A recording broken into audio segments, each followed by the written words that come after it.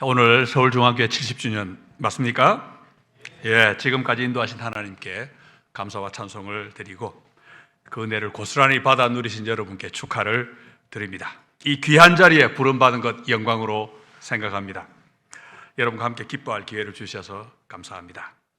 30년 이상 저는 미국에서 살고 있는데 마침 한국 방문과 날짜가 맞아서 이렇게 왔습니다.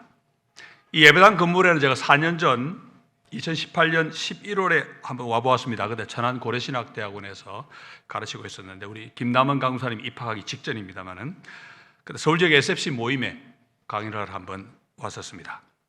그 이전에는 제가 대학생일 때 또 SFC 모임을 하러 몇 번 와보았습니다. 1980년대니까 한 40년 됐지요. 그때 이 교회에 배종석, 우은희, 박은덕, 박은경 뭐 이런 사람들이 있었고 저하고 이름이 똑같은 여자 권수경도 있었습니다. 제가 기관한 사람 주로 자매님들이죠. 뭐 제가 남자니까 윤동주 시인의 별에는 밤처럼 뭐 패경옥 그런 그리운 이름들을 오늘 이 기회를 한번 또 이렇게 불러봅니다. 그런데 건물을 보니까 본당이나 계단은 옛날 그대로인 것 같아요. 그죠? 산천도 의구하고 우리 배 장로님 인걸도 이렇게 많이 남아 있어서 참 감사합니다. 저보다 한 세대 위로는 박치덕, 윤봉기 그런 목사님들이 계셨고 홍치모, 윤종아, 이만열, 손봉호 그런 거목들이 다 이 교회 출신이죠. 개인적으로는 우창록 장로님을 SFC 선배로 오래 알고 있었고 또 우리 배종석 장로님하고는 또 지금도 학회라든지 여러 가지 모임을 통해서 같이 동력하고 있습니다. 담임이신 김진영 목사님하고는 대학 때는 갑돌이와 갑순이처럼 얼굴 볼 기회는 없었는데 서로 알고만 있고 그러다가 우리 신학교 입학하고 나중에 이제 요즘 같이 동력하면서 얼굴도 가끔 보고 주로 이제 이 디지털 교제도 나누고 참 마음이 잘 통하는 그런 친구로 지내고 있습니다. 교회 역사를 제가 한번 살펴보았더니 설립 날짜가 8월 언제로 되어 있는 것 같습니다. 근데 70주년을 기념하는 거니까 어쩌면 올 한 해 전체를 생일처럼 그렇게 지내면 좋을 것 같습니다. 생일은 무엇보다 축하해 마땅한 날입니다. 우리말로는 생일을 축하합니다. 그리고 영어로는 해피 버스데이 그러죠. 즐거워해야 할 날. 그런 날이 생일입니다. 여러분 생일은 좋은 날입니다. 태어난 날이고 없었다가 생긴 날입니다. 여러분 있는 것은 없는 것보다 더 좋습니다. 그렇죠? 확신이 안 섭니까? 없는 게 더 좋았으면 어떻습니까? 하나님이 천지를 창조 안 하셨겠죠. 없는 게 좋으면. 있는 게 더 좋으니까 하나님이 세상을 이렇게 아름답게 창조하셨습니다. 그런데 사람이 죄를 짓는 바람에 안 좋은 것도 생겼습니다. 죄의 악, 고통, 미움과 다툼과 폭력과 살인 이런 것들은 안 생겼더라면 얼마나 좋았겠습니까? 그래서 우리가 생일이라고 마냥 좋아하고만 있을 수는 없습니다. 좋아만 하지 말고 뭘 해야 됩니까? 생각을 해야 됩니다. 생각하는 날 뭐죠? 생일. 생일은 생각하는 날입니다. 사람이 이성이 있어서 판단할 줄 알고 양심이 있기 때문에 옳고 그름도 압니다. 그래서 거기에 따라서 자기의 삶을 돌아보게 됩니다. 성찰을 합니다. 한마디로 생일은 존재 이유를 생각하는 날입니다. 왜 있나? 뭘 위해 존재하나?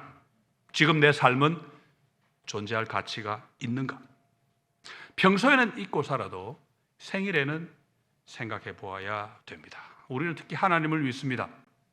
온 우주를 다스리시는 하나님의 주권을 믿고 참새 한 마리의 생사까지 주관하시는 우리의 머리카락까지 다 챙기시는 그런 하나님의 섭리를 믿습니다. 그런 하나님의 뜻이 있었기에 이 땅에 하나님이 교회를 세우셨습니다. 그렇지 않고서요 우리가 어떻게 이렇게 앉아 있을 수 있겠습니까? 그 뜻을 생각하고 자신을 돌아보는 날이 생일이고 기념일입니다. 우리 서울중앙교회 설립 70주년입니다. 70이라는 숫자는 성경에서 뜻이 있는 거 여러분 잘 아시죠? 뜻이 깊은 숫자입니다. 70은 7 곱하기 10인데 7은 성경에서 완전수입니다. 가장 대표적으로는 하나님이 천지를 엿새 동안에 창조하시고 일곱째 날 쉬셨습니다. 그래서 지금도 한 주가 7일 단위로 돌아갑니다.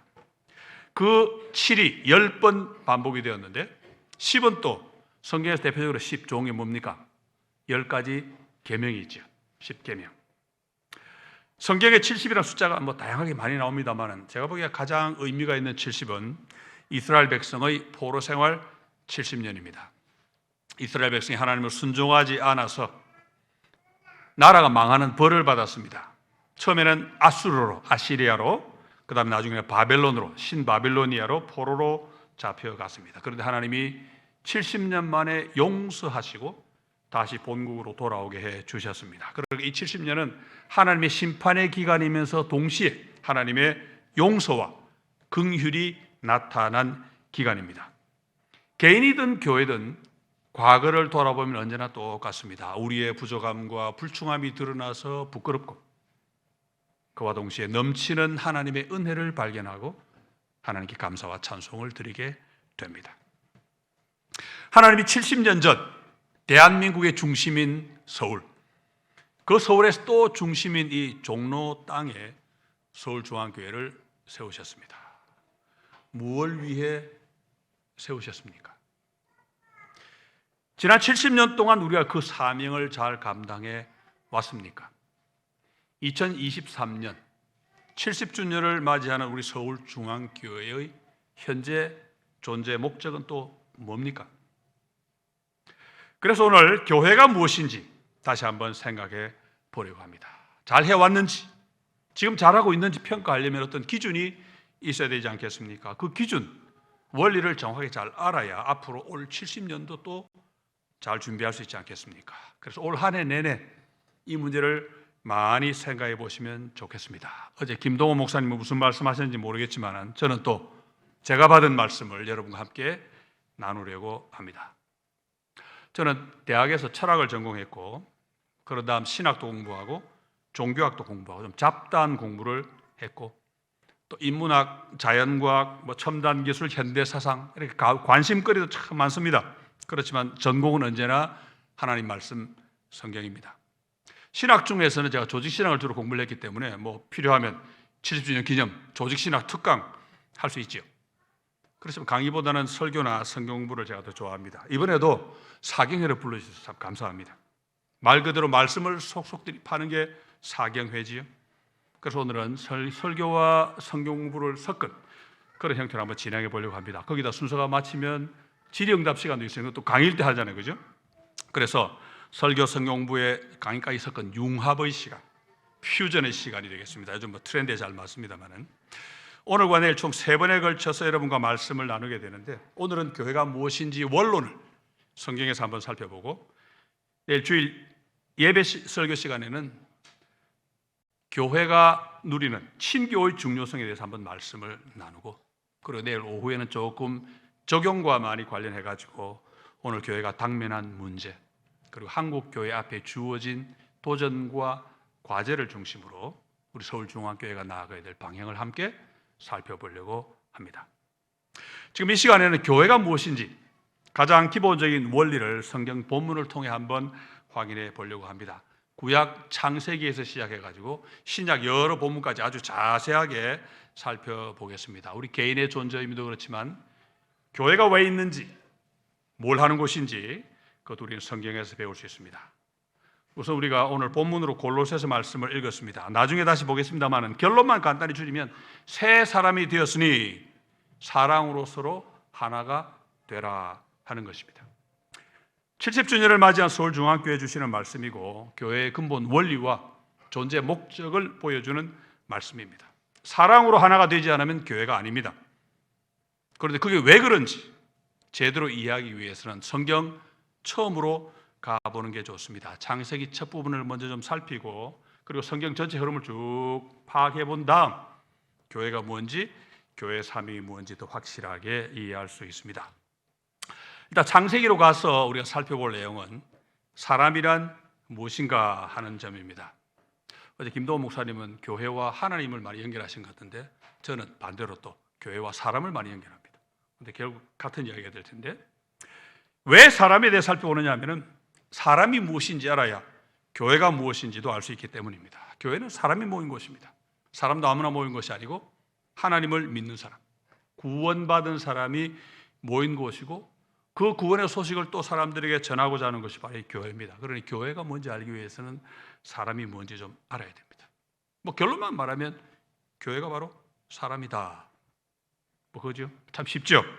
교회는 사람입니다. 그래서 사람이 무엇인가 하는 것을 살피되 성경 전체 기본 틀이라고 말할 수 있는 우리 기독교 세계관의 그 틀, 특별히 세 단계가 창조와 타락과 구원, 이 세 가지 틀에 맞추어서 한번 살펴보려고 합니다. 사람이 무엇인지, 교회가 무엇인지 이 틀에 맞추어 살피면 뜻을 정확하게 파악할 수 있습니다. 오늘 성경을 아주 많이 볼 겁니다. 몇몇 본문은 아주 자세하게 또 살펴보아야 됩니다. 당연히 시간이 많이 가겠지요. 예, 긴장하시기 바랍니다.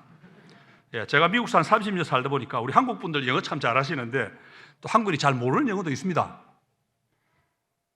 정신 바짝 차리고 긴장한다 이런 영어 단어 하나도 혹시 아시는지 모르겠습니다. 우리 한국 사람들 잘 모르는 영어 잘하는 분들도 이 말은 잘 모르시더라고요.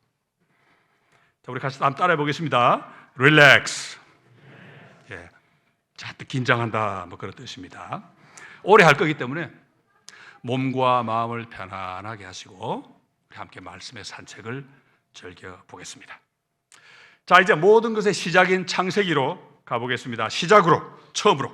라틴어로 뭐라 그러지 이걸? 처음으로 가자. ad fontes. 개역 이야기할 때 많이 이야기하죠. 처음으로 가보자. 잘 모를 때는 일단 처음으로 가서 새로 시작해 보는 게 좋습니다. 창세기에는 하나님이 사람을 창조하신 이야기가 세 곳에 기록이 되어 있습니다. 첫째는 창세기 1장이죠. 26, 27절인데 먼저 26절을 보겠습니다. 하나님이 이르시되 우리의 형상을 따라 우리의 모양대로 우리가 사람을 만들고 그들로 바다의 물고기와 하늘의 새와 가축과 온 땅과 땅에 있는 모든 것을 다스리게 하자 하시고, 사람의 창조가 다른 피조물의 창조와 다른 근본적인 차이점 뭡니까? 하나님의 형상으로 창조하셨다 하는 것이지요. 우리의 형상을 따라 우리의 모양대로, 형상과 모양을 반복한 것은 그냥 같은 이야기를 표현만 달리 반복했다 뭐 그렇게 생각하시면 됩니다. 성경 원어인 히브리어는 같은 내용을 표현만 바꾸어 반복하는 그런 특성이 있습니다. 특별히 시일 경우에 이렇게 많이 표현하는데요. 사람은 하나님과 닮게, 하나님과 비슷하게, 하나님과 통하게 창조되었다 그런 뜻입니다. 그럼 하나님 형상이 뭡니까? 다른 동물은 갖지 못한 우리 인간만의 어떤 특성이겠지요. 그런데 정작 하나님 형상으로 창조하셨다고 말하는 이 본문에는 그 형상이 뭔지 말하지는 않습니다.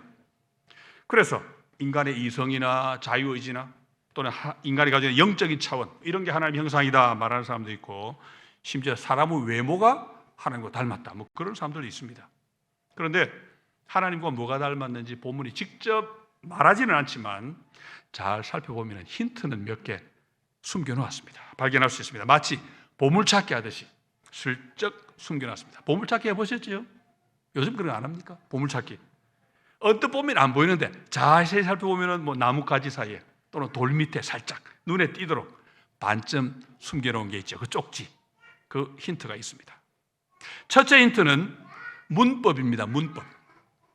우선 하나님에 대해서 단수와 복수, 단수 복수 아시죠? 단수와 복수를 다 사용합니다. 하나님이 이르시되 단수지요?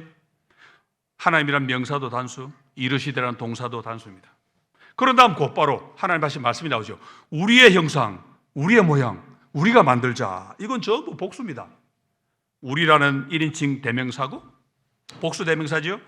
동사도 복수형 동사를 사용합니다. 마치 하나님이 여러분인 것처럼 우리라고 이렇게 말씀하십니다.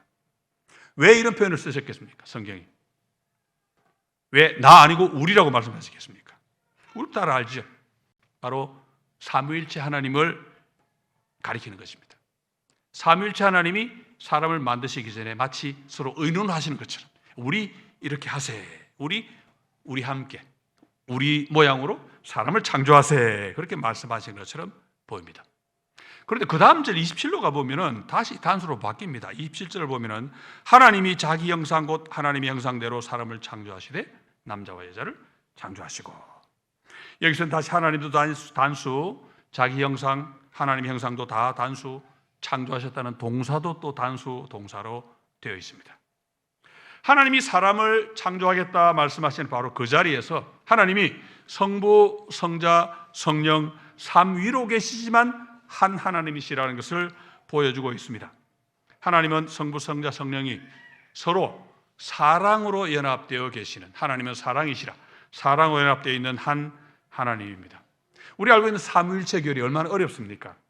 그런데 그 삼위일체는 딱딱한 교리가 아니고 사랑의 연합이라고 하는 참 따뜻한 내용을 담은 그런 가르침입니다. 사람을 만들 때 우리처럼 사랑의 연합으로 만들자, 그런 말씀입니다. 그래서 그런지 본문을 잘 보면 하나님만 단수 복수를 왔다 갔다 하는 게 아니고 사람도 단수와 복수를 오락가락합니다. 처음에 사람을 만들자 그러실 때 이 사람은 단수지요. 그런데 그들로 바다의 고기와 뭐 등등을 다스리게 하자, 복수로 바뀌죠. 더 재미있는 것은 27절입니다. 우리말 번역에는 잘 안 나타나 있습니다. 그래서 본문을 다시 번역해 보아야 됩니다. 영어 번역은 잘 되어 있습니다. 혹시 영어 성경 보는 분 있습니까? 영어 성경 보시면 금방 표시납니다. 그분은 지금 영어 참고하시면 좋습니다.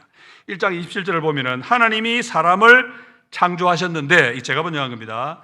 자기 형상, 하나님 형상으로 그를 창조하셨고 남자와 여자로 그들을 창조하셨다. 원문이 그렇게 되어 있습니다. 하나님이 사람을 창조하셨다고 3번 지금 이야기하고 있습니다.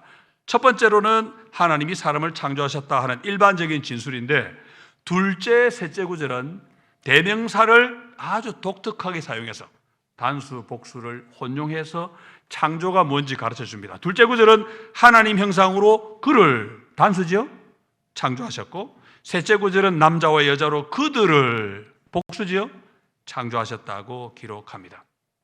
창세기 1장 27절과 똑같은 내용이 창세기 5장 1절과 2절에도 나옵니다. 이것도 영어 번역은 괜찮은데 우리말은 아쉽습니다.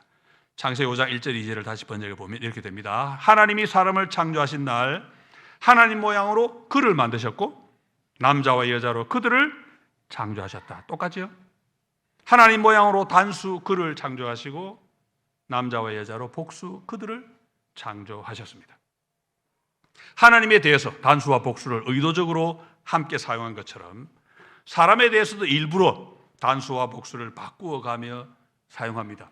이유는 간단합니다. 사람이 하나님과 닮았기 때문입니다. 그걸 가르치는 거죠. 힌트. 그럼 사람이 삼위일체입니까? 그건 아니죠. 사람이 어떻게 삼위일체가 되겠습니까? 그렇지만 삼위일체 하나님과 닮은 점이 있습니다. 뭡니까? 바로 사랑입니다. 하나님의 형상입니다.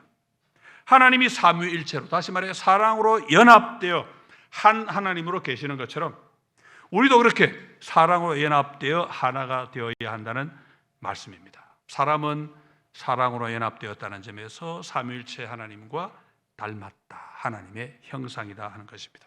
바로 이 문법 속에 담겨있는 하나님 형상에 대한 힌트입니다. 그러니 사람은 뭡니까? 사람은 사랑입니다. 사람 할 때 미음을 네모를 텅텅텅 쳐서 이응으로 바꾸면 되죠. 사람은 사랑입니다. 사람은 사랑이고 사랑의 연합이 바로 하나님의 형상, 우리 인간이 가지고 있는 가장 중요한 본질이다 이것입니다. 자, 첫째 힌트는 문법이라고 그랬지요. 자, 하나님에 대해서 또 사람에 대해서 단수 복수를 함께 쓴다는 게 첫째 힌트입니다. 두 번째 힌트가 또 나옵니다. 두 번째 힌트는 그런 사람을 남녀로 창조하셨다 하는 점입니다. 이 힌트를 보면 첫째 힌트가 옳았구나, 두 개가 통하는구나, 그것도 알 수가 있습니다. 여러분, 성경을 제대로 공부하면은 꼬리에 꼬리를 묻니다. 그래서 제일 좋은 건 뭡니까? 성경 전체가 서로 엮여가지고 하나의 덩어리를 이루는 거. 그게 이제 기독교 성경적 세계관이죠. 그 단계까지 갈 수 있으면 제일 좋습니다. 꼬리에 꼬리를 물게 되어 있는데, 자, 이 부분도 아쉽지만 영어 성경 번역이 우리말도 훨씬 좋습니다. 혹시 영어 번역하신 분이 있습니까? 1장 27절 거기 보면은 남자와 여자를 어떻게 번역해 나왔습니까? 남자와 여자 영어로 뭡니까? Man and woman이죠, 그죠? Man and woman. 성경을 보니 그렇게 안 되어 있습니다. 뭘 어떻게 되어 있습니까? 예, male and female로 되어 있습니다. male and female. 남자와 여자가 아니고 우리말로 표현하면 암수로 창조하셨다, 그런 표현입니다. 남자가 먼저 나올까? 수암으로 창조하셨다, 뭐 그래 되겠죠? 우리말은 암수를 사람에게 안 씁니다.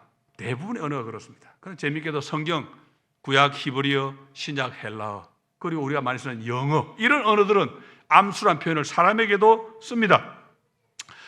저는 하나님이 전하고자 하는 특별한 메시지가 있어서 히브리어 헬라어는 이 표현도 사람에게 쓴다, 그렇게 생각이 됩니다. 어쨌든 우리말에는 암수를 사람에게 안 쓰니까 암수 대신, 정확하지는 않습니다만은 남성, 여성 이렇게 바꿔가지고 한번 읽어봅시다. 1장 27절인데, 하나님이 사람을 창조하셨는데 자기 형상 하나님 형상으로 그를 창조하셨고 남성과 여성으로 그들을 창조하셨다, 그렇게 됩니다. 이 구절 가지고 우리 시대가 또 이 평등 시대니까 양성 평등을 논하는 분들이 있습니다. 남자뿐 아니라 여자도 똑같은 하나님 형상이다, 그런 이야기를 합니다. 따지고 들어가면 그런 결론을 낼 수 없는 것도 아닙니다. 그렇지만 여러분, 본문의 관심은 그게 아닙니다. 미안한 이야기지만 성경은 평등에 별 관심이 없습니다. 평등 대신 평등보다 훨씬 심오한 연합을 강조합니다. 하나가 되는 것입니다. 여러분, 연합은 평등을 뛰어넘습니다. 하나가 되었는데 위아래가 어디 있고 평등 불평등을 어떻게 논하겠습니까? 성경은 연합입니다. 하나가 되는 것. 남자와 여자를 만드신 것하고 남자와 여자를 만드신 것하고 사람을 암수로 만드신 것하고 그럼 어떤 차이가 있습니까? 남자와 여자로 사람을 가리키죠. 어떤 성적인 특성을 가진 사람을 가리키는데, 암수, male and female, 이건 사람이 가지고 있는 그 성적인 특성 그 자체를 가리킵니다. 그런데 male, female 또는 암수의 특징이 뭐냐면 반드시 둘이 같이 있어야 됩니다.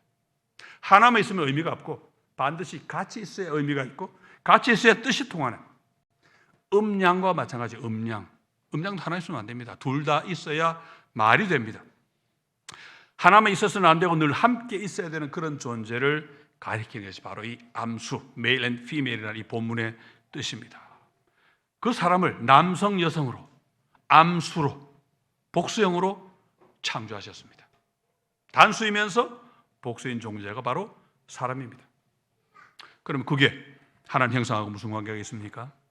방금 본 1장 27절하고 아까 보았던 5장 1절 2절하고 창조하셨다는 말이 3번 나온다 그랬죠? 자, 첫 문장은 사람을 창조하셨다는 일반적인 표현이고, 둘째, 셋째 문장은 단수와 복수를 번갈아 가면서 쓴 것을 보았습니다. 그런데 이 둘째, 셋째 문장, 둘째, 셋째 구절이 히브리어 시처럼 병행구를 이루고 있습니다. 우리 조금 전에 보았죠? 하나님 형상대로, 하나님 모양대로, 같은 말인데 표현만 바꾸어 표현하겠다 그랬죠? 마찬가지로 1장 27절도 같은 기교를 사용합니다. 뒷부분만 다시 보면은 자기 형상, 하나님 형상으로 그를 창조하셨고 남성과 여성으로 그들을 창조하셨다. 이게 무슨 말입니까? 당신의 형상으로 창조하셨는데 사람을 암수로 창조하신 그게 바로 하나님 형상으로 창조하셨다는 말이다 하는 것이죠. 자, 그러면 동물도 다 암수 아니겠습니까? 그죠? 동물도 암수로 창조하셨을 건데 왜 이게 특별한 것이고 왜 이게 하나님 형상이 될 수 있느냐? 첫째로는 하나님이 사람에 대해서만 암수라는 것을 강조하십니다. 그것만 2번 말씀하시지요. 또 2번째로는 그것이 바로 하나님의 형상이라고 지금 또다시 2번 말씀하고 있기 때문입니다. 그렇다면 사람을 하나님을 따라 암수로 창조하신 것은 그저 동물처럼 암수가 결합해서 생육한다 하는 그런 뜻을 뛰어넘습니다. 남녀의 결합에는, 다시 말해 사람을 암수로 만드신 일에는, 그리고 사람을 단수이면서 복수로 만드신 이 일에는 더 깊은 뜻이 있다는 뜻입니다. 이건 이제 우리 신약에 가면 좀 더 명확하게 드러나게 됩니다. 꼬리에 꼬리를 물고 계속 가야 됩니다. 자, 교회 설립 70주년이라고 이제 교회에 대해 좀 말해달라 사람을 불렀는데 이 창세기로 가더니 성경을 좀 이상하게 푼다. 그런 의심 혹시 드십니까? 네, 아주 잘하시는 겁니다. 그런 자세가 중요합니다. 딱 눈에 불을 켜고 딱 살펴봐야 됩니다. 꼭 필요한 자세고. 자, 이 권목사원이 맞는지 안 맞는지 우리 좀 더 가보면 압니다. 이제 꼬리에 꼬리를 물고 어디까지 가는지. 저는 오직 성경입니다. 제가 가지고 있는 원리. 자, 이어지는 창세기 2장. 거기 가보면은 하나님 형상에 대해서 좀 더 자세하게 가르쳐 줍니다. 창세기 2장에는 사람을 창조하신 이야기가 2개 나옵니다. 하나는 2장 7절 아담을 창조하신 이야기고, 하나는 2장 18절에서 25절까지 길게 나오는 여자를 창조하신 이야기지요. 먼저 창세기 2장 7절 아담을 만드신 이야기를 보겠습니다. 우리가 너무나 잘 아는 이야기, 흙으로 사람을 지으사 하는 거죠. 여호와 하나님이 흙으로 사람을 지으시고 생기를 그 코에 불어넣으시니 사람이 생명이 된지라. 좀 전에 본 창세기 1장 이야기처럼 이 본문에서도 도대체 뭐가 하나님 형상인지 언뜻 봐서는 눈에 띄지 않습니다. 그렇지만 여기서도 보물찾기를 해보면 숨겨놓은 쪽지를 발견할 수 있습니다. 우선 재료로 흙을 사용하셨습니다. 이거 특별합니까? 특별하지 않습니다. 하나님 동물과 새도 흙으로 만드셨습니다. 동물뿐만이 아닙니다. 성경에 따르면 식물도 땅에서 나왔습니다. 출처가 다 똑같습니다. 식물이든 동물이든 사람이든 출처가 같습니다. 뭐 특별한 거 아니죠. 또 빚어 만드셨다. 그런데 이거 별로 특별하지 않습니다. 뒤에 보니까 하나님이 동물과 새도 똑같이 빚어 만드셨습니다. 사람만 특징이 될 수가 없죠. 그러면 생기를 코에 불어넣으신 건 어떻겠습니까? 일단 생기, 생명의 기운 또는 생명의 숨, 그 자체는 또 특별하지 않습니다. 노아 홍수 때 죽은 동물을 보니까 다 이 생기를 갖고 있었습니다. 생명의 숨을 갖고 있었습니다. 그러니까 뭐 특별하지 않지요. 거기다 결과물, 그것도 특별하지 않습니다. 우리말로 뭐라고 표현합니까? 생명이 되었다. 그랬지요? 좀 특별해 보이죠? 번역을 잘못해 그렇습니다. 생명으로 번역한 이 말은 성경에 이미 여러 번 나옵니다. 창세기 1장 2절에 이 사람 말고도 여러 번 나오는 말입니다. 그냥 생물, 살아있는 존재, 그런 뜻입니다. 영어로도 living soul 또는 living being, 산혼 아니면 산존재, 그렇게 번역합니다. 하나님이 흙덩어리에 생기를 불어넣으셨더니 무생물이던 흙덩어리가 살아있는 존재로, 생명체로 바뀌었다, 그런 뜻입니다. 사람만 특별한 거 아닙니다. 여기서 사람을 창조하신 2장 7절에서 특별한 거 딱 하나 있습니다. 뭐냐면 생기를 불어넣으신 행동 그 자체입니다. 생기를 불어넣으신 이 일이 사람만의 특별한 인간의 형상을 파악할 수 있는 중요한 열쇠입니다. 자, 동물도 암수로 창조하셨지만 하나님이 사람에 대해서만 암수로 만들자 말씀하셨다고 그랬지요. 동물도 생기를 가졌지만은 오직 사람에게만 하나님이 이 생기를 불어 넣으셨다고 성경은 말합니다. 그게 특별합니다. 자, 구약 성경에서 생명의 기운을 불어 넣었더니 죽었던 게 살아났다, 그런 이야기 보신 적이 있죠. 어디 나옵니까? 에스겔 37장에 나오는 해골 골짜기 환상이 바로 그런 경우입니다. 골짜기에 뼈가 가득한데 에스겔이 여호와의 말씀을 그대로 하나님 시키시는 대로 대언했더니 어떻게 됐습니까? 뼈와 뼈가 맞아 들어가고 거기 힘줄이 생기고 살이 오르고 피부까지 덮였습니다. 그때 에스겔이 또 숨아 불어라, 죽은 자들에게 불어서 살려라, 이렇게 또 선포했더니 숨이, 바람이 그들에게 들어가서 모두 살아나 큰 군대를 이루었다. 그래서 성경이 말하지요. 여기서 불어라 에스겔이 했던 그 말은 하나님이 생기를 불어 넣으셨다 할 때 그 말하고 같은 말입니다. 그렇게 살아난 사람들은 성경에 따르면 하나님이 먼 훗날 성령을 보내셔서 우리를 그리스도 안에서 구원해 주실 것을 미리 약속하신 그런 말씀입니다. 바로 여기 모여있는 우리가 바로 에스겔 37장에 나온 그 환상의 성취입니다. 바로 우리가. 바로 그렇게 생기를 불어넣으신 그 점에서 사람은 특별합니다. 하나님이 생기를 불어넣으시니까 무생물이던 흙덩어리가 생명체가 됐습니다. 흙일 때는 그냥 뭉쳐있는 덩어리였는데 생명체가 되는 순간 어떤 변화가 일어납니까? 모든 흙이 하나가 됩니다. 한 몸, 한 단위, 한 생명체가 됩니다. 유기체가 된 거지요. 하나님의 생명의 숨은 이렇게 살아있는 한 몸을 만드는 생명의 숨입니다. 이 숨의 뜻이 이제 또 신약 성경에 가면 좀 더 분명하게 나타납니다. 자, 이제 여자를 창조하신 예를 넘어가 봅시다. 아담 창조는 딱 한 절이지요. 여자 창조에게는 몇 절입니까? 무려 8절입니다. 여성 편향이 좀 심하다, 그 생각이 좀 들지요. 자, 우리 1장 18절을 먼저 보겠습니다. 여호와 하나님이 이르시되 사람이 혼자 사는 것이 좋지 아니하니 내가 그를 위하여 돕는 배필을 지으리라 하시니라. 자, 오늘 성경 번역을 자꾸 비판해 죄송합니다. 이게 현실입니다. 여기도 번역이 매끄럽지 못해서 본문의 뜻을 이해하는데 지장이 많아요. 번역 좀 제대로 할 수 있을 텐데. 자, 혼자 산다 그러니까 결혼 안 하고 독신으로 사는 것 같지요? 거기다가 돕는 배필을 지으리라 그러니까 그야말로 배우자를 찾아주겠다 그 말씀 아닙니까? 그래서 이 구절을 잘못 읽으면 외로운 총각 아담 장가보내기 그렇게 되어버립니다. 물론 본문은 결혼을 바탕으로 하고 있지만 이 본문은 결혼을 넘어섭니다. 결혼을 제한되는 게 아니라 결혼을 넘어섭니다. 결혼에 관한 말씀이 아니고 인간이 무엇인지 가르쳐 주시는 말씀입니다. 원문은 혼자 사는 것이 아니고 혼자 있는 것입니다. live가 아니고 be입니다. to be. 결혼하고 안 하고가 아니고 사람의 기본적인 존재 방식을 성경이 우리에게 가르쳐 줍니다. 혼자 있는 것은 사람답지 못하다, 좋지 않다. 사람답지 못하기 때문에 좋지 않은 겁니다. 그런 뜻이죠. 돕는 배필 번역한 그 말도 원문에 배우자는 뜻 추호도 없습니다. 눈꽃만큼도 없습니다. 좀 원어가 좀 복잡합니다만은 우리말로 간단히 하면 대등한, 동등한 도움. 두 개가 똑같은 게 짝 같은 도움, 그런 뜻입니다. 그게 무슨 말인지 곧 이어 나오는 이야기가 설명을 해주는데, 자, 하나님이 내가 짝 같은 도움을 만들어 주겠다. 그러고는 처음 하신 일이 뭡니까? 흙을 빚어서 동물과 새를 만드시죠. 그리고 그걸 아담에게 데리고 오십니다. 그랬더니 아담이 동물들 이름은 다 지어주었지만 대등한 도움, 짝 같은 도움은 못 찾았습니다. 이것도 영어 번역 가지신 분들은 금방 이해할 수 있습니다. 잘 되어 있습니다. 근데 우리말 번역은 또 번역이 안 좋아요. 원문을 그대로 옮겨보면 이렇습니다. 2장 20절, 아담이 모든 육축과 공중의 새와 들의 짐승에게 이름을 주었다. 하지만 아담에게 짝 같은 도움은 없었다. 우리말 번역은 이 하지만이라는 중요한 접속사를 빼먹어버렸습니다. 뜻이 안 통합니다.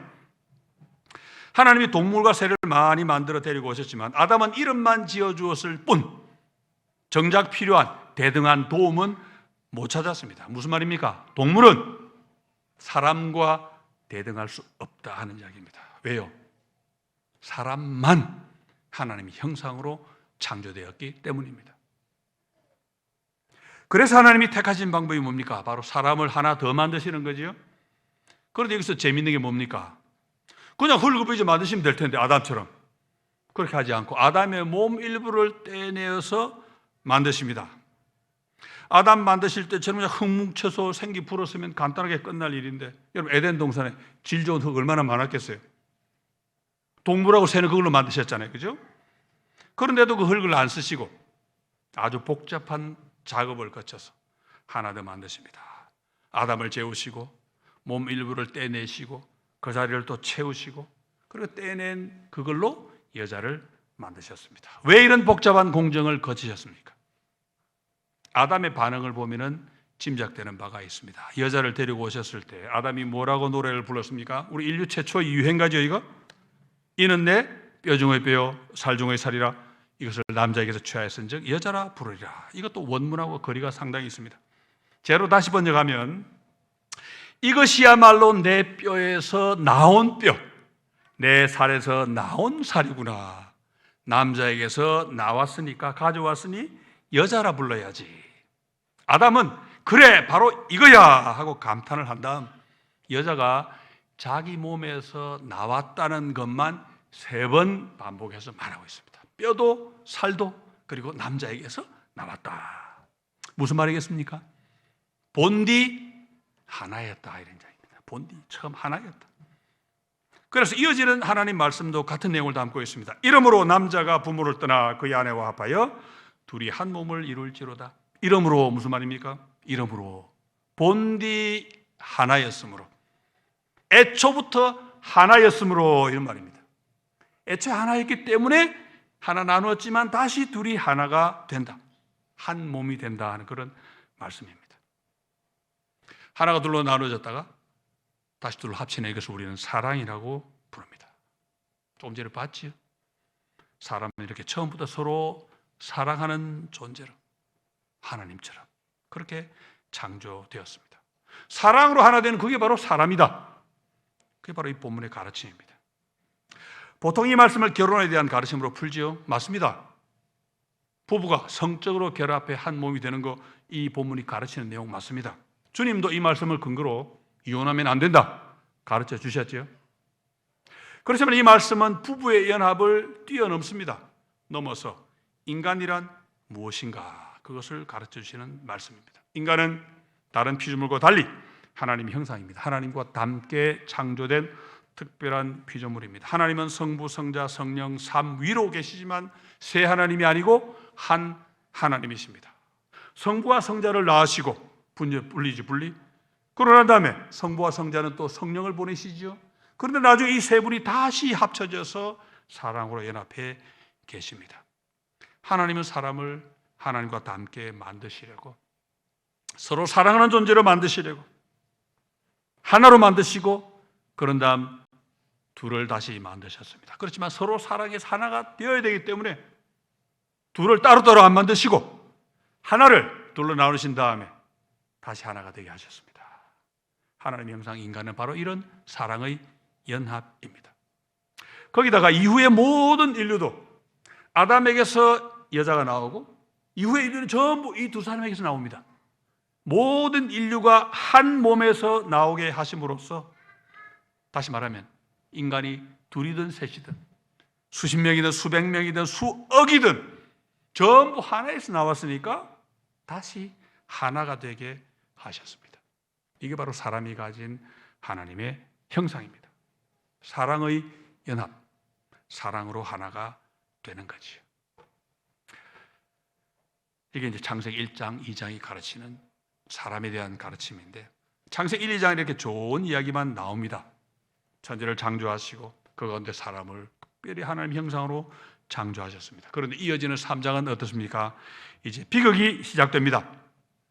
하나님이 먹지 말라 하시는 과일을 사람이 먹어서 아담과 여자가 죄를 지었습니다. 그리고는 그 죄의 결과로 엄청난 고통을 받게 됩니다. 여러분, 무슨 고통이겠습니까? 한마디로 하나가 되어야 될 사람이 둘로 셋으로 나누어지는, 찢어지는 그런 고통입니다. 서로 사랑해야 될 사람이 사랑하지 않고 서로 미워하고 싸우고 죽이는 그런 고통입니다. 아담과 여자가 선악과를 먹고 눈이 밝아지자 가장 먼저 뭘 했습니까? 무화과 나무를 잎을 엮어 치마를 만들었지요.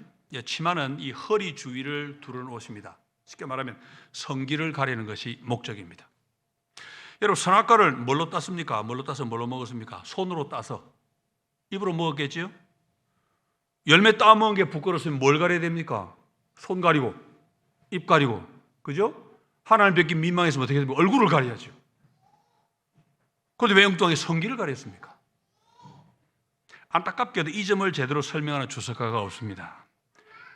아마도 죄의 가장 중요한 특징, 갈라놓는 것, 이 점을 생각 못하기 때문이 아닌가, 그렇게 짐작이 됩니다. 여러분, 성은 부부가, 남녀가 하나가 되는 중요한 방편입니다. 성기를 가렸다고 하는 것은 두 사람의 관계가 끊어졌다, 관계의 단절이 왔다는 상징적 행위입니다. 하나가 되어야 할 사람이 이미 둘로 갈라져 버렸다, 그런 뜻입니다. 무화과 잎 치마가 이제 그런 뜻을 갖고 있는데, 뒤에 이어지는 말을 보니까 사실입니다. 아담이 한 말에 두 사람이 갈라졌다는 게 드러납니다. 하나님이 아담에게 선악과 먹었니? 물으셨을 때 아담이 뭐라고 대답합니까? 창세기 3장 12절 보니까 하나님이 주셔서 나와 함께 있게 하신 여자, 그가 그 나무 열매를 내게 주므로 내가 먹었나이다. 당당하죠? 하나님 먹었습니다, 용서해 주세요 하고 엎드려도 지금 시원찮은 판국인데, 아담은 뭐라고 있습니까? 뻔뻔스럽게 여자에게 책임을 떠넘기고 있습니다. 거기다 그 여자를 뭐라고 표현합니까? 하나님이 주신 여자. 그러니까 하나님 책임도 있지요, 그런 이야기입니다. 뼈도 살도 다 나한테서 나왔구나, 좋아하던 그 아담 맞습니까? 이거 여러분, 분열은 책임 전가라고 하는 참 부끄러운 행동을 낳습니다. 책임 전가가 뭡니까? 완전한 분열입니다. 책임 전가가 뭡니까? 너는 죽더라도 나는 살겠다, 그 이야기 아닙니까? 책임을 뒤집으시고 너는 죽어도 나는 살겠다. 하나일 때는 그렇지 않습니다. 살아도 같이 살고 죽어도 같이 죽습니다. 이제는 나누어졌으니까 남을 죽여야 내가 산다, 그런 생각을 하게 된 거지요. 그런데 치마에도 나타나고 아담의 말에도 나타나는 이 분열이 여자가 받은 벌에 더 분명하게 나타납니다. 창세기 3장 16절을 보니까 내가 네게 임신하는 고통을 크게 더하리니 내가 수구하고 자식을 낳을 것이며 너는 남편을 원하고 남편은 너를 다스릴 것이니라. 자, 임신하는 고통을 크게 더하겠다 하셨지요. 임신은 남녀의 성관계를 통해 일어납니다. 성관계는 원래 뭡니까? 둘이 하나가 되는 방편, 사랑의 행위 아닙니까? 그런데 그게 고통이 될 것이다. 두 사람 사이가 갈라졌다는 말이 다시 확인이 되지요. 근데 둘 사이가 깨졌다는 것은 후반부에 더 정확하게 나타납니다. 너는 남편을 원하고 그랬는데 이 말은 뜻이 여러 가지가 있습니다. 남편을 사모한다 뜻도 될 수 있고, 남편을 지배하고 싶어한다 뜻도 될 수 있고, 남편의 통제 아래에 있다는 뜻도 아주 복잡하게 해석이 가능한데 무슨 뜻이든 상관없이 핵심은 남편이 너를 다스릴 것이다 하는 것입니다. 하나님 처음 지으신 건 뭡니까? 대등한 도움, 짝 같은 도움 아닙니까? 그렇게 여자를 만드셨는데 이제는 그 균형이 깨져버렸습니다. 여자가 남자에게 억압당하는 소위 성차별이 이제 이렇게 시작됩니다. 세상에 차별이 많지만 가장 보편적이고 가장 가슴 아픈 게 이 바로 성차별 아닙니까? 지금도 가정폭력, 데이트폭력, 성폭행, 성추행 끝도 없지요. 여성에 대한 사회적인 차별은 지금도 전 세계에서 아주 넓고 깊게 퍼져 있습니다. 죄의 결과지요. 자, 부부 사이가 깨졌습니다. 그 다음은 뭐죠? 그러면 부모 자녀 사이도 또 깨집니다. 부부가 깨지고 나니까 부모 자녀 깨집니다. 방금 임신하는 고통을 크게 더한다 그런 말씀을 보았는데, 여러분 임신은 자녀가 몸에 생기는 일이지요. 그런데 그게 고통이 된다 이 말은 어머니가 되는 것이 고통이 될 것이다 그 말씀이 됩니다. 수고하고 자녀를 낳을 것이며 자녀를 낳는 것도 고통이 됩니다. 여러분 오해 마시기 바랍니다. 이 수고하고 자녀를 낳을 것이며 이게 아이 낳을 때 겪는 산통 이야기하는 거 아닙니다. 혹시 출산 앞두신 분 있으면 나중에 무통주사 에피듀랄 꼭 맞으시기 바랍니다. 산통이 아닙니다.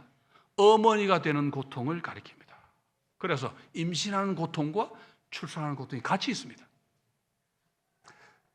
거기다가 아이는 어머니 혼자 못 낳습니다. 아버지도 자녀를 낳습니다. 아담이 셋을 낳았지요. 아브라함은 이삭을 낳았지요. 결국 뭡니까? 여자에게 주신 벌에는 부모가 되는 고통이 고스란히 담겨 있습니다. 여러분 부모가 되어서 자녀를 낳게 되는 거 얼마나 큰 기쁨입니까? 그런데 그 기쁨이 시작부터 고통으로 변합니다. 고통과 뒤섞입니다. 죄가 들어왔기 때문이지요. 이미 예상할 수 있는 고통입니다. 왜? 부부가 이미 갈라져 있습니다. 그 가운데 자녀가 태어납니다. 하나가 될 수 있습니까? 이미 갈라져 있는데 불가능입니다. 애초부터. 자, 부부가 갈라지고 부모 자녀가 갈라지면 그 다음 뭐죠 이제? 형 가인이 동생 아벨을 쳐 죽였습니다. 형제 사이도 이제 갈라집니다. 부부가 갈라지고 부모 자녀가 갈라지고 형제도 갈라지고 싸우고 죽이게 됩니다. 그 다음은 뭐 뻔하죠. 온 인류가 서로 나누어져서 미워하고 싸우고 빼앗고 죽이게 됩니다. 창세기 6장에 보면은 하나님이 사람 만드신 것을 후회하셨습니다. 이유는 사람의 생각이 항상 악하기 때문이다 그랬는데, 구체적인 이유로는 온 땅에 부패와 포악함 두 가지, 부패와 포악함이 넘쳤기 때문이다.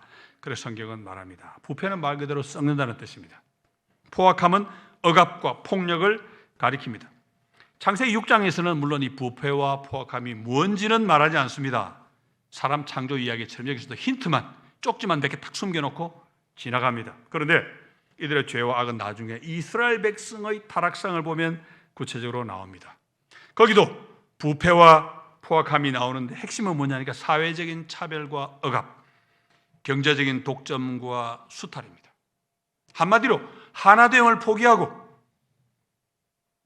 나누어져 싸우고 죽이고 한 것입니다. 그래서 하나님은 홍수를 보내서 인류를 전멸시키셨습니다. 사람이 하나 되어 살지를 않습니다. 더불어 살지를 않습니다. 한마디로 사람답지 못합니다. 하나님 형상 같지가 않습니다. 다시 말하면 존재할 이유가 없는 겁니다. 하나님처럼 되라고 만드셨는데 그렇게 안 사니까 존재할 이유가 없어서 하나님이 하나님과 동행하면서 의롭게 살던 노아 가족만 빼고 사람과 동물, 코로 숨쉬는 모든 생물, 즉 생기를 가진 모든 생물을 다 물로 심판하셨습니다. 그 이후 인류의 역사는 설명 안 드려 다 아시죠. 분열과 다툼, 차별과 억압, 약탈과 살인과 전쟁, 그런 역사 아닙니까? 돈이 힘이 되어가지고 가진 자가 가지지 못한 자를 억누른 역사지요. 돈과 권력은 그렇게 결탁해서 경제적, 사회적 약자를 억압하고 약탈했습니다. 지금 전 세계가 사회적으로, 경제적으로 양극화되고 있습니다. 부자는 슈퍼 부자로, 가난한 사람은 더 가난하게 양극화가 지금 되고 있는데, 제가 볼 때 21세기 대한민국도 이 양극화 달리기 위해서 지금 선두주자입니다. 앞장서가고 있습니다. 인종차별이 얼마나 끔찍합니까? 백인이 자기들 힘 좀 있다고, 무기 있다고 흑인들 아프리카 잡아와가지고 수백 년간 노예로 부렸습니다. 인간이 할 짓입니까? 다 교회되는 사람들. 우리 한국 사람들 인종차별 남 못지않게 하지요. 그 다 죄의 열매입니다. 생활 속에서 지금도 우리 성차별 경험하지요. 저는 남자니까 여성분만큼 못 느낄 수 있을 겁니다. 남자가 힘 좀 세다고 여자를 억누르는 그런 게 얼마나 많습니까? 가정폭력, 사회적으로 고착된 차별도 하나둘이 아니지요.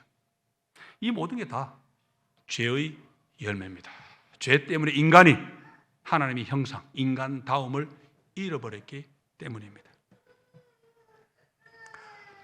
자, 그런데 하나님은 인류를 몰살시키기 오래전에 이미 에덴 동산에서 사람을 구원하겠다고 약속하셨습니다.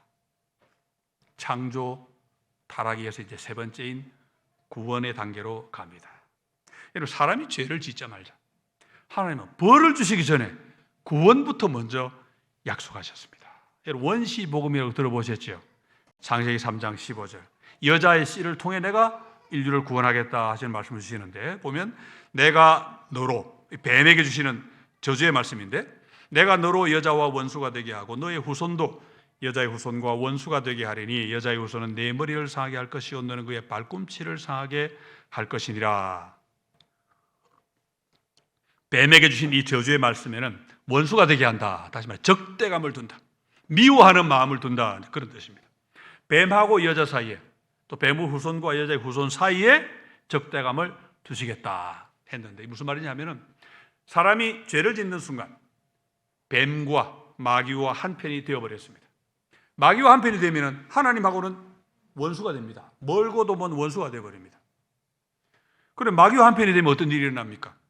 하나님 형상을 잃어버리는 거죠. 인간다움을 잃어버립니다. 갈라지고 미워하고 싸우고 폭력을 행사하고 빼앗고 나중에 서로 죽입니다.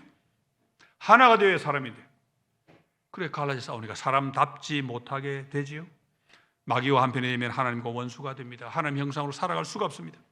생명이신 하나님과 원수가 되버리면 결국 죽는 거지요. 아담의 후손은 이렇게 죽음 가운데 있게 된 것입니다. 그럼 우리가 살기 위해서는 뭘 해야 됩니까? 지금 마귀와 한편 되어 죽었으니까 마귀와 전련을 해야 됩니다. 관계를 끊어야 됩니다. 마귀와 원수가 되어야 됩니다. 그래서 하나님이 우리와 마귀 사이에 적대감을 두겠다, 서로 미워하는 마음을 두겠다. 왜? 그래야 하나님과 한편이 될 거니까. 그죠?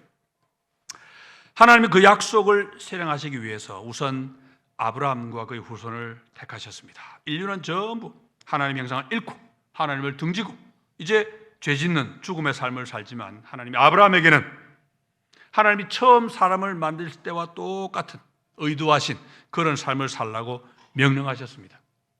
그 이제 창세기 18장 19절에 나오는데 한번 보면은, 내가 그로, 아브라함이죠, 그 자식과 권속에게 명하여 여호와의 도를 지켜 의와 공도를 행하게 하려고 그를 택하였나니. 여호와의 도는 의와 공도 두 가지입니다. 의, 공도. 의와 공도는 조금 전에 보았던 부패와 포악함의 반대말입니다. 온 세상이 하나님 형상을 잃고 사람다움을 잃고 서로 미워하고 싸우고 죽여도 아브라함의 후손 너희는 하나님 형상답게 사랑하며 살아라 하시는 말씀입니다. 아브라함과 그의 후손, 그러니까 이스라엘 백성은 구약시대의 교회입니다. 교회는 세상 가운데서 하나님의 백성으로 부름받은 사람들입니다. 창조주 하나님을 알고 여호와의 도를 따라 하나님 말씀대로 하나님 뜻대로 사는 사람들입니다. 그래서 하나님이 이 출애굽 때는 이스라엘 백성들에게 만나를 주시면서 더불어 사는 삶을 훈련시키셨습니다. 골고루 나누어 먹도록 하셨죠. 가나안 땅에 들어가서도 토지 매매 절대 못하게 하시고 고아와 과부를 돌보라 하심으로써 함께 사람답게 살라고 명령하셨습니다. 그런데 이스라엘은 실패했습니다. 하나님을 외면하고 대신 돈을 섬기고 그런 우상숭배에 빠져서 경제적인 독점과 수탈로 부패하고 포악한 민족이 되고 말았습니다. 이스라엘의 실패는 죄에 빠진 인간의 한계를 명백하게 보여줍니다. 하나님의 백성으로 선택되는 그런 영광을 누리면서도 그게 은혜인 줄 모르고 교만에 빠져서 우리만 선택받았다, 그런 교만에 빠져 하나님을 결국 버리고 이방 나라의 노예가 되고 말았습니다. 그래서 우리 주님이 오셔야 했던 거 아닙니까? 하나님의 아들이 약속대로 친히 여자의 씨로 사람이 되어 이 땅에 오셔서 우리와 똑같은 삶을 사시고 십자가에 달려 죽어 주셨습니다. 우리 주님의 십자가 죽음으로 우리는 죄에서 벗어날 수 있게 되었습니다. 우리를 죽게 만든 것이 이 죄 아닙니까? 주님의 십자가 죽음은 이 죄의 문제를 해결해서 우리에게 생명을 주는 참 멋진 죽음입니다. 주님의 이 죽음으로 우리는 마귀와 이제 드디어 관계를 끊고 전련해서 원수가 되고, 이제 마귀와 만들어 놓은 너와 나 사이의 벽을 허물고 또 사람답게 하나님 형상답게 하나 되어 이제 사랑할 수 있게 되었습니다. 그렇게 되니까 어떻습니까? 하나님과 원수가 되었었는데 이제 우리 사이의 벽이 허물어지고 하나가 되니까 함께 손잡고 하나님에게도 나아갈 수 있게 됩니다. 생명이신 하나님께 생명이 회복이 되지요. 그게 바로 하나님이 예수 그리스도 안에서 우리에게 주시는 구원입니다. 주님의 구원을 다른 말로 하면은 하나님의 형상을 회복하는 것입니다. 사람다운 사람, 하나님이 처음 의도하신 사람의 모습을 그리스도 예수 안에서 고스란히 어쩌면 처음보다 더 멋있게 되찾는 것입니다. 자, 이제 아까 읽었던 오늘 본문으로 드디어 들어갑니다. 자, 여기까지 오는데 우리 시간이 얼마나 걸렸습니까? 네, 아직 멀었습니다. 그럼 한 번 더 우리 릴렉스 합시다. 자, 오늘 본문은 사도 바울이 골로새의 교회에 보낸 편지입니다. 먼저 9절 10절 볼까요? 너희가 서로 거짓말을 하지 말라. 옛사람과 그 행위를 벗어버리고 새 사람을 입었으니 이는 자기를 창조하신 이의 형상을 따라 지식에까지 새롭게 하심을 입은 자니라. 바울은 구원받은 사람을 가리켜 새 사람이라고 부릅니다. 옛사람은 누굽니까? 아담의 후손으로 죄 가운데 있고 마귀하고 한편인 사람이 옛사람이고, 새 사람은 마귀와 전련하고 마귀와 원수가 되고 다시 하나님과 한편이 된 사람입니다. 그런데 그런 새 사람은 자기를 창조하신 이의 형상을 따라, 다시 말해 하나님 형상을 따라 지식에까지 새로워진 사람이라고 부릅니다. 이 구절을 가지고 사람이 가진 지식이 하나님 형상이다 뭐 이렇게 말하는 사람도 있는데, 사실은 동물도 좀 약하긴 하지만 지식이 있습니다. 기억력도 있습니다. 본문은 지식이 하나님 형상이라고 말하는 게 아니고 새 사람, 곧 하나님 형상을 회복한 사람은 지식까지도 새로워져야 된다, 그런 말씀입니다. 다시 말해 지식의 내용, 아는 내용이 하나님 형상다워야 된다, 그런 말입니다. 뭐가 그런 내용입니까? 바로 뒤에 11절이 가르쳐주지요. 거기에는 헬라인이나 유대인이나 할레파나 무할레파나 야만인이나 스쿠디아인이나 종이나 자유인이 차별이 있을 수 없나니 오직 그리스도는 만유시요 만유 안에 계시니라. 이게 바로 새로워져야 할 지식의 내용입니다. 한마디로 그리스도 안에서는 모든 장벽, 모든 차별이 사라진다는 사실입니다. 차별이 사라진다, 차별 없애라. 그럼 야 무슨 사회주의 책이냐 생각하시는 분들이 있는데, 여러분 사회 성경이 우리가 무슨 혁명하자는 이야기 합니까? 아니죠? 그건 절대 아닙니다. 성경은 지금 그리스도 안에서 모든 장벽을 없애자 아니고 사라진다고 지금 선포하고 있습니다. 그리스도 안에서는 사라진다. 더 분명하게 가르치는 본문이 또 있습니다. 갈라디아서 3장 28절 많이 보셨죠? 여기는 성차별 문제도 나옵니다. 너희는 유대인이나 헬라인이나 종이나 자유인이나 남자나 여자나 다 그리스도 예수 안에서 하나이니라. 자, 여기서 남자나 여자나 표현은 영어 성경 한번 보세요. 또 man and woman이 아니고 역시 male and female로 되어 있습니다. 창세기 1장 26절에 하나님이 사람을 암수로 지으셨다 할 때 그 암수하고 같은 용어입니다. 왜? 같이 있어야 존재할 수 있다. 너 없으면 나도 없다. 그런 세상에서 무슨 차별이 가능하겠습니까? 우리를 갈라놓고 있는 모든 벽은 죄가 만든 벽, 마귀가 만든 벽입니다. 하나님과 우리 사이에도 벽이 있고 사람과 사람 사이에도 벽이 있습니다.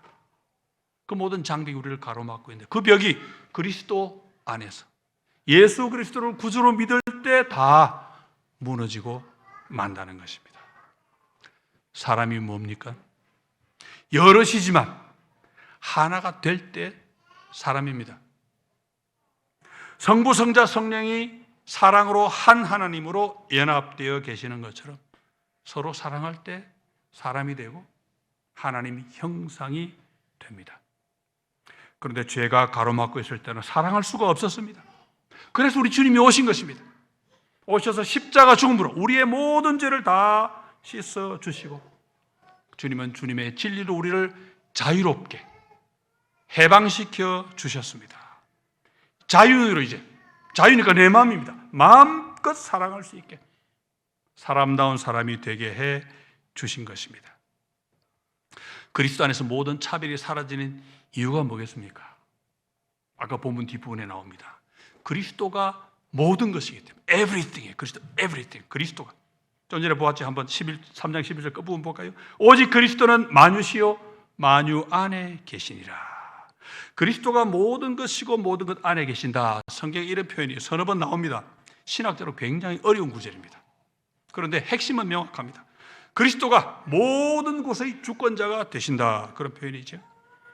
그리스도가 어떤 방식으로 모든 것의 주권자가 되시는지 에베소서 1장 10절이 우리에게 가르쳐 주는데 하늘에 있는 것이나 땅에 있는 것이 다 그리스도 안에서 통일되게 하려 하심이라. 여기서 통일되게 하는 이 말의 원어는 종합한다, 결론을 내린다, 포괄하다, 영어로 컴프리헨드한다 이런 뜻이 되는데 성경에는 이곳 외에 로마서 13장 9절에 한 번 더 나옵니다. 계명이 많이 있지만 이웃 사랑의 계명이 다른 모든 계명을 포괄한다 하는 그런 뜻으로 나옵니다.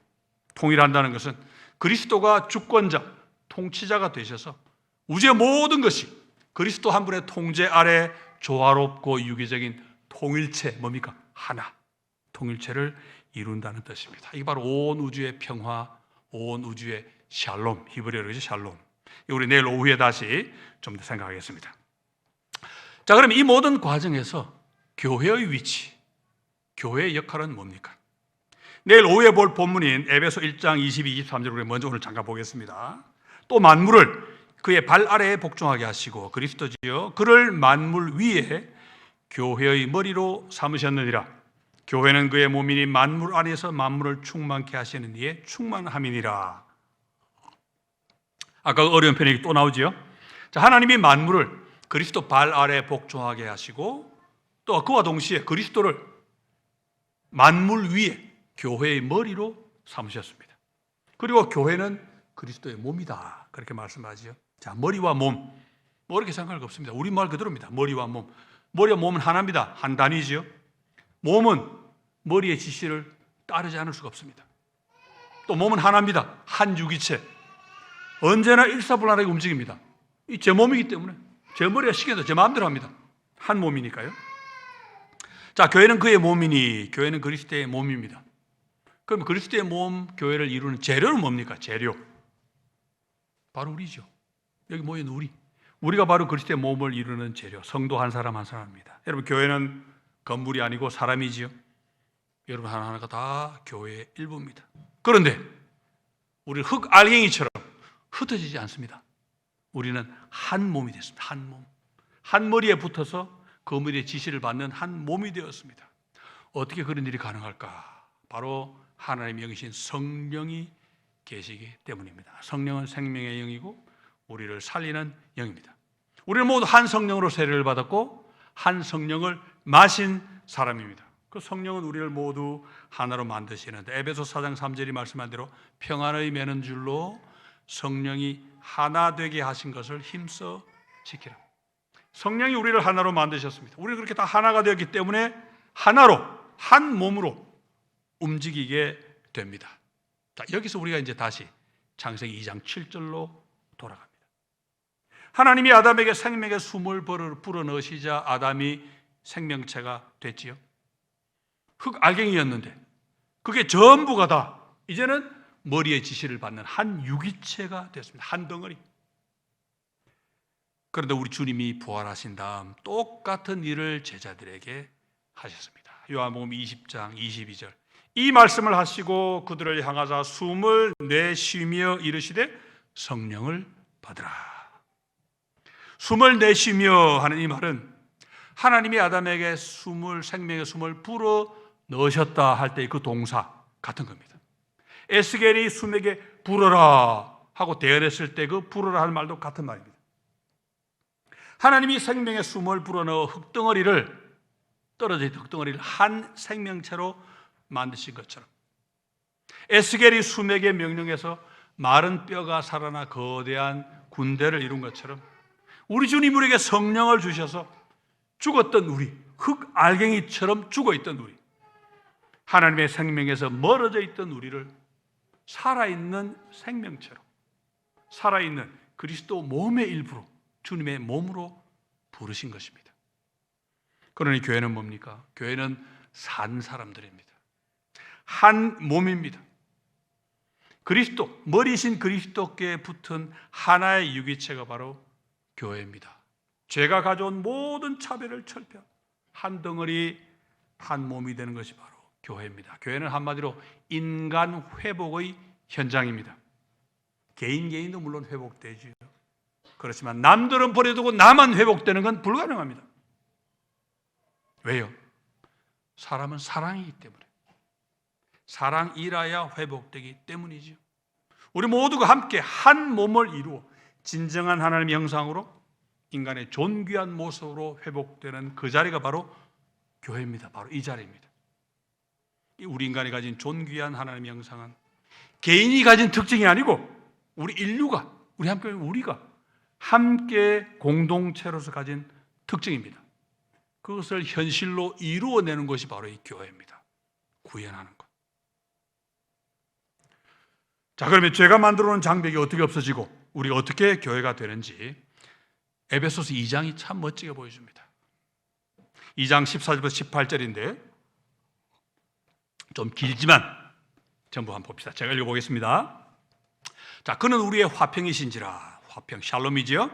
둘로 하나를 만드사 원수된 것 곧 중간에 막힌 담을 자기 육체로 허시고 법조문으로 된 계명의 율법을 폐하셨으니 이는 이 둘로 자기 안에서 한 새 사람을 지어 화평하게 하시고, 또 샬롬이지요. 또 십자가로 이 둘을 한 몸으로 하나님과 화목하게 하려 하심이라. 원수된 것을 십자가로 소멸하시고 또 오셔서 먼데 있는 너희들에게 평안을 전하시고 가까운 데 있는 자들에게 평안을 전하셨으니 이는 그로 말미암아 우리 둘이 한 성령 안에서 아버지께 나아감을 얻게 하려 하심이라. 유대인과 이방인 사이에 벽이 허물어지고 둘이가 하나가 된다는 말씀이죠. 성차별, 인종차별, 사회적 차별도 심각하지만 우리만 구원받았다 했던 이 유대인과 이방인 사이에도 큰 장벽이 있었습니다. 유대인들이 우리만 구원받았다 그러면 이방인은 우리 어떻게 됩니까? 우리 그냥 구원에서 배제입니다. 탈락입니다. 그렇지만 그리스도께서 오셔서 유대인이 아니고 믿는 모두의 죄를 용서해 주셨습니다. 행위의 구원, 율법 지켜 얻는 구원이 아니고 누구든지 믿기만 하면 구원받는 은혜의 구원을 선포하심으로써 이제는 유대인들이 뻐기던 그 종교적 장벽, 그 차별마저도 없애 주셨습니다. 아까 읽은 본문에서 사도 바울은 둘이가 하나가 된다, 둘이 하나가 된다는 표현을 4번이나 반복합니다. 4번. 14절에서 둘로 하나를 만드사, 15절에서는 이 둘로 한 새 사람을 지어 창조하여 말이죠. 16절에서도 이 둘을 한 몸으로, 18절에서도 우리 둘이 한 성령 안에서 4번이나 반복하는 핵심은 15절입니다. 이 둘로 한 새 사람을 창조하신다 하는 부분입니다. 한 새 사람, 그러니까 한 옛 사람하고 비교하는 거지요. 이 말씀은 우리를 다시금 창세기 2장으로 또 돌려보냅니다. 이번엔 여자를 창조하신 이야기. 자, 따로 하나 더 만드셨다면 쉬웠겠다고 말씀드렸지요. 하나님 그렇게 하시지 않고 기어코 하나에서 다시 일부를 떼내어가지고 하나를 더 만드시고 본디 하나였으니까 둘이 다시 하나가 되어라, 그렇게 하셨죠. 둘이 하나가 되는 것이 사랑이라. 그래, 너희는 사랑이신 삼위일체 하나님을 본받아 서로 사랑함으로써 하나가 되어 살아라 말씀하셨습니다. 처음엔 하나가 되었지요. 그러면 죄가 들어오면서 다시 찢어져서 나눠지고 말았습니다. 한 옛 사람은 이제 하나가 아닙니다. 갈갈이 찢어져 버려요. 옛 추억이죠. 그래서 우리 주님이 오셔서 우리 죄를 용서하신 다음 다시금 하나가 될 수 있게 해 주셨습니다. 이제 누구든지 그리스도를 주로 믿으면 죄를 용서받고 모든 장벽이 허물어지고 사람다운 사람이 됩니다. 그런 사람 하나로 모으면 그리스도의 몸, 교회가 되지요. 이 몸, 그리스도의 몸이 바로 한 세 사람입니다. 교회는 그리스도의 몸이라 그랬죠. 우리는 모두 그 몸의 각 지체, 신체의 각 부분이라 그랬습니다. 그러니 교회는 뭐 하는 곳입니까? 교회는 인간 되는 곳입니다. 사람 되는 곳. 우리가 함께 모여 그리스도의 몸, 사람을 만들어가는 곳이 교회입니다. 몸 만든다고 무슨 체육관 가라 그런 뜻은 아닙니다. 성경을 사람을 몸에 비길 때는 자란다는 것을 강조합니다. 자란다. 유기체이기 때문에 살아있기 때문에 성장해야 된다는 것인데, 베드로서 3장 18절을 보면은 오직 우리 주 곧 구주 예수 그리스도의 은혜와 그를 아는 지식에서 자라가라 그랬죠. 하나님 형상이 가질 지식이 따로 있습니다. 바로 그리스도를 아는 지식이고, 그리스도가 모든 것 안에서 모든 것이 되신다는 그런 지식입니다. 그 지식 안에 있을 때 우리가 자랍니다. 개인을 두고 하는 말도 되지만 개인보다 우리 모두가 함께 그 지식 안에서 자란다 그런 뜻인데, 우리 모두가 한 몸으로 자랍니다. 성경이 우리에게 자란다 그럴 때는 개인도 물론 언급하지만 대체로 교회를 두고 하는 이야기입니다. 함께 자라는 것을 말합니다. 에베소 4장 15, 16절이 대표적인데 한번 읽어보면, 오직 사랑 안에서 참된 것을 하여 범사에 그에게까지 자랄지라. 그런 먼 일이 곧 그리스도라. 그에게서 온 몸이 각 마디를 통하여 도움을 받음으로 연결되고 결합되어 각 지체의 분량대로 역사하여 그 몸을 자라게 하며 사랑 안에서 스스로 세우느니라. 마치 에스겔 환상 37장에 나오는 그와 같은 모습을 막 생각을 하게 됩니다. 자, 사랑 안에서 참말을 하라. 이게 오늘 여기 방금 읽은 첫 부분이죠. 그래야 그리스도 안에서 자란다 이 말인데, 그리스도까지 자란다고 이야기했는데, 오늘 골로새서 읽은 본문의 첫 말씀이 뭐인지 기억나십니까? 오늘 골로새 첫 말씀 3장 9절이 뭡니까? 너희가 서로 거짓말을 하지 마라. 성경은 새 사람이 된 우리에게 거짓말하지 말라고 거듭 명령합니다. 왜요? 거짓은 우리 사이에 가장 큰 장벽을 만들기 때문입니다. 거짓이 개입되면 사랑이 설 자리가 없습니다. 그래서 사랑은 언제나 진리와 함께 기뻐합니다. 그런데 사랑이 뭐지요? 오늘 본문을 보니까 몸의 지체가 된 각자가 자기 역할을 충실하게 감당하는데, 우선 머리신 그리스도의 지시를 정확하게 받고, 그러면서 서로 연결되고 결합하고 함께 일을 하는 것입니다. 에스겔이 본 환상처럼 뼈와 뼈가 맞아 들어가고 힘줄이 생기고 피부가 덮이는 그런 과정인데, 그걸 사랑이라고 성경 오늘 에베소 본문은 말씀하죠. 사랑이 뭐라고 그랬습니까? 둘이 하나가 되는 게 사랑이라고 그랬죠. 한 교회에서 그리스도 한 몸이 지체의 각 부분이 각자 일을 하는데 서로 함께 함으로써 한 그리스도의 몸을 만들어가는, 그게 바로 사랑입니다. 그러니 사랑을 주고받는 그것이 그리스도의 몸을 자라게 하는 방법이고, 그렇게 잘 자라면 어떻게 됩니까? 혼자서도 잘해요. 홀로 서기도 가능해집니다. 교회는 사람이 되는 곳입니다. 너와 내가 함께 일해서 한 몸이 되는 곳입니다. 사랑하는 곳이고 사람이 되는 곳입니다. 다시 말씀드리지만 하나님의 형상, 그것은 개인의 특징을 넘어서 우리 모두가 함께 갖는 공동체적인 특성입니다. 혼자서는 못하고 함께 사람 되는 곳이 바로 이 교회입니다. 여러분, 세상은 사랑을 모릅니다. 오늘도 사람답게 하나님 형상답게 살아가지 못합니다. 그래서 지금도 갈라지고 차별하고 빼앗고 싸우고 죽이지요. 그런 세상에서 우리는 하나님의 백성으로 부름을 받았습니다. 진짜 사람이 되라고 부름을 받았습니다.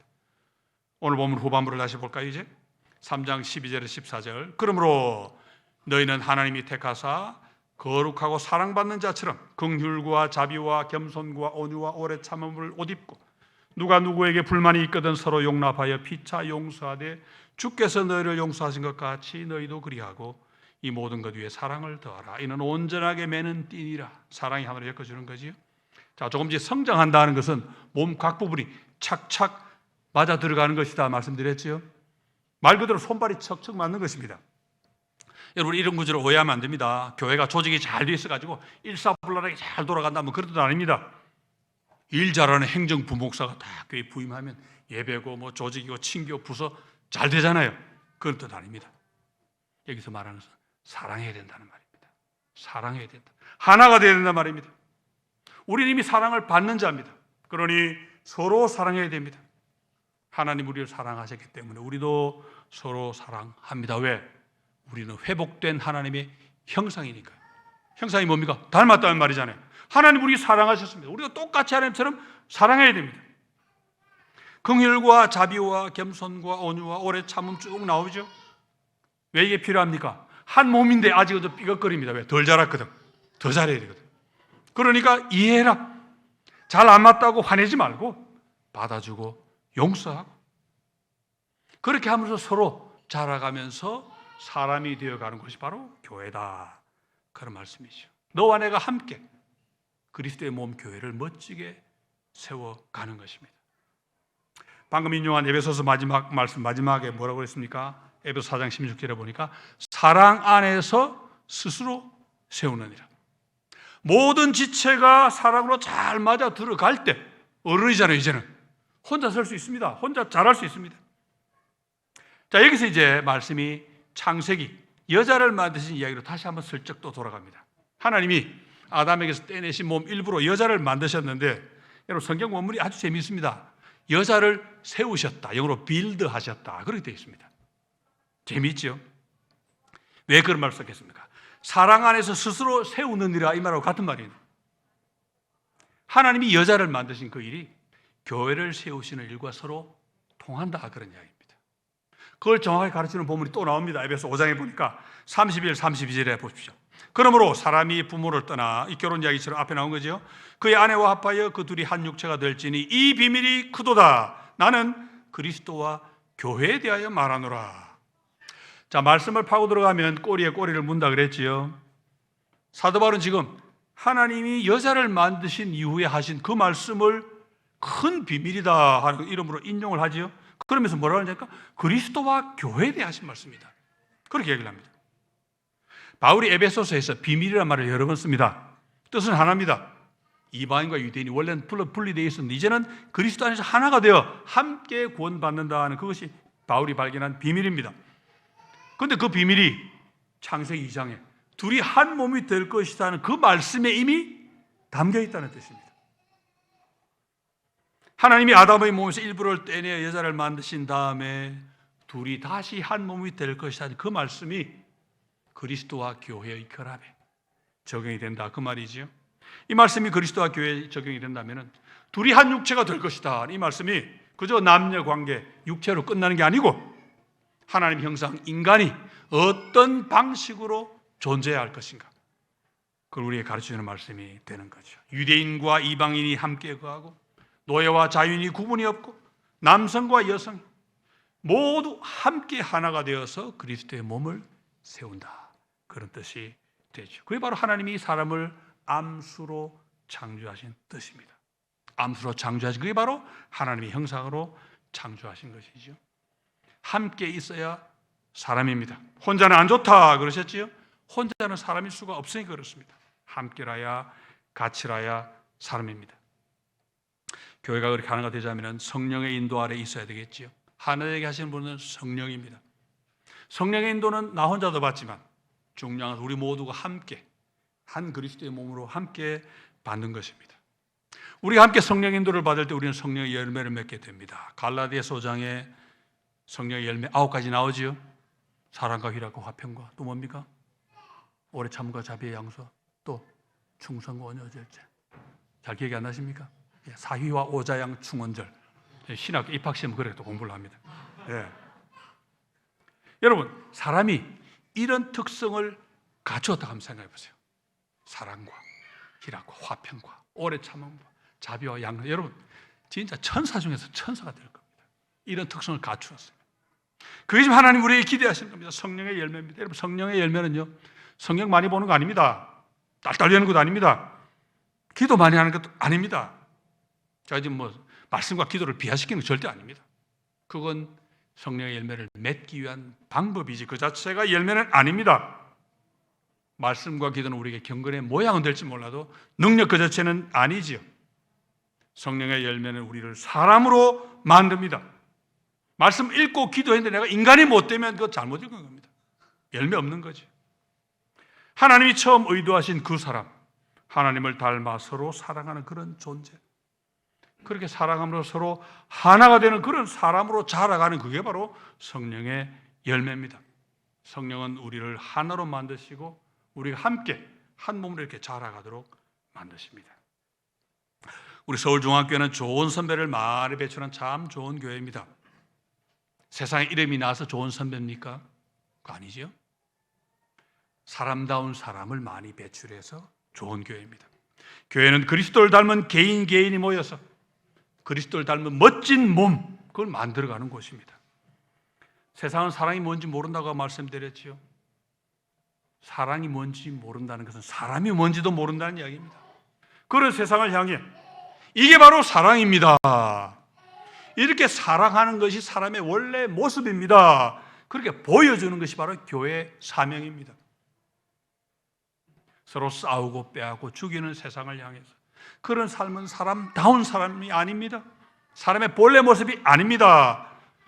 그런 삶은 죽은 삶이고 그런 삶 다음에는 하나님의 무서운 심판이 따릅니다. 그걸 알려주는 게 바로 교회의 사명입니다. 오늘날 교회, 특히 우리 한국 교회는 너무 형식에 치우쳐 있습니다. 교회의 가장 중요한 본질인 연합, 사람의 참 본질은 이 사랑에 너무 관심이 없습니다. 여러분, 누가 성도입니까? 성경 늘 끼고 다니는 사람이 성도입니까? 밥 먹기 전에 꼭 기도하는 사람이 성도입니까? 뭐 그것도 중요하지요. 그렇지만 그리스도를 닮아 온유하고 겸손하고 인내하고 끝까지 사랑하는 그 사람이 성도입니다. 생각도 그래야 하고 말도 그래야 하고 행동도 그런 성품이 나타나야 됩니다. 여러분, 예수를 믿으면 성격은 안 변해도 인격은 변해야 됩니다. 성질 급한 사람 예수 믿어도 급합니다. 베드로 보세요. 안 변합니다. 안 변해도 괜찮아요. 그러나 인격은 반드시 변해야 됩니다. 그리스도 인격이 내 삶 속에, 내 언어와 행동 속에 나타나야 됩니다.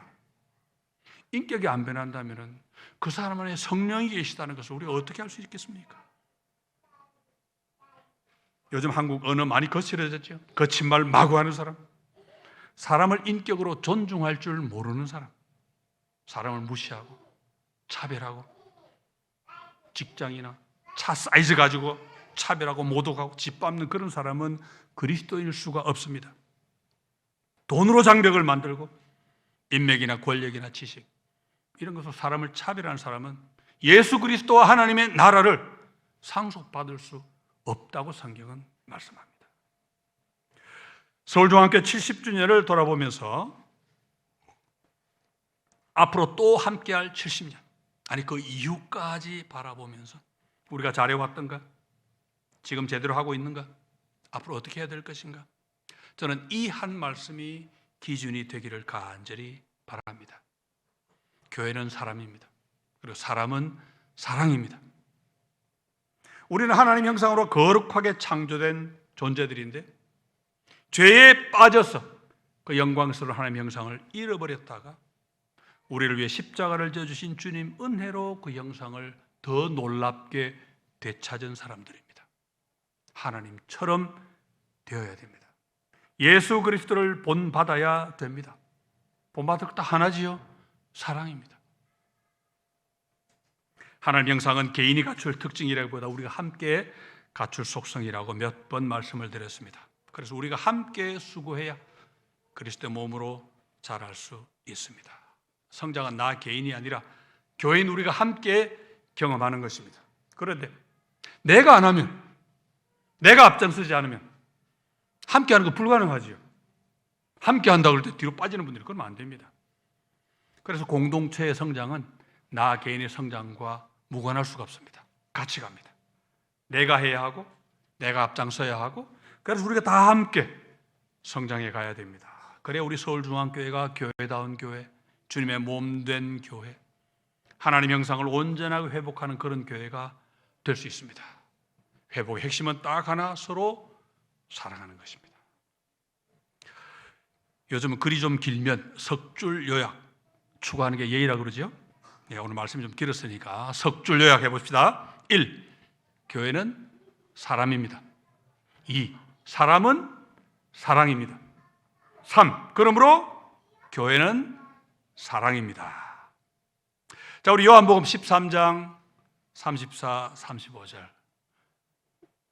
하나님 형상인 우리가 하나님을 본받아 사랑하자는 말씀 우리 나와 있죠. 우리 같이 한번 또박또박 읽고 우리 질의응답으로 들어가도록 합시다. 같이 읽습니다. 시작.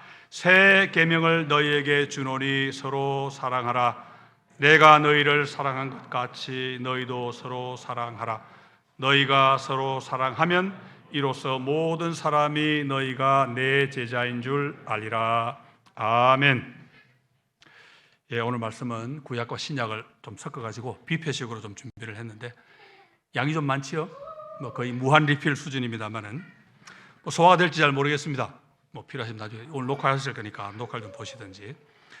제가 드린 말씀 오늘 거기에 대해서 있으시면 하시고 뭐 꼭 오늘 제가 드린 말씀 아니라도 뭐 다른 질문 있는 분들도 얼마든지 질문하시면 좋겠습니다.